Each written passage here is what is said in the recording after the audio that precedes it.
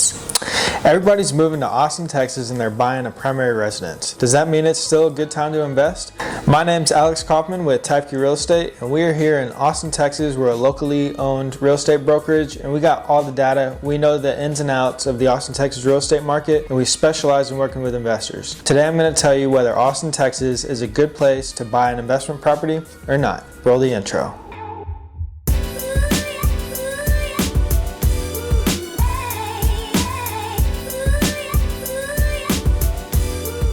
Money follows the jobs, and real estate prices increase when jobs come in. And Austin, Texas does not have a lack of jobs moving here at all. We got Tesla, we got Oracle, we got Apple, Amazon, Facebook, The Boring Company. There is tons of jobs moving here to the Austin, Texas real estate market, and it has caused a huge increase in prices.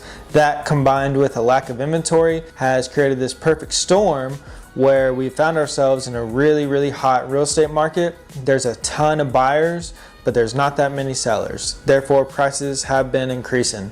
So today I want to tell you, is Austin still a good place to invest in real estate or not? In my personal opinion, and my partner's opinion, Matt, we would say yes. We think Austin, Texas is the hottest real estate market in the world, and we think it's just going to continue to move up this way. It's kind of hard for it not to. You know, we got all these jobs moving in, everybody wants to be here, and the real estate is just increasing in value over time. We're seeing that followed by an increase in rents. Right now, today in the start of May 2021, we're even seeing leases go into multiple offers. It's insane. So lease prices are increasing, so are rents, and so are the price of homes and assets here in Austin. I think it's a great place to buy single family residential properties for investments. It's still a great place to implement the BRRRR strategy, try and implement that 1% rule through creative strategies with single family homes. You can get duplexes and house hack here, another great option. Quadplexes, there's not that many triplexes,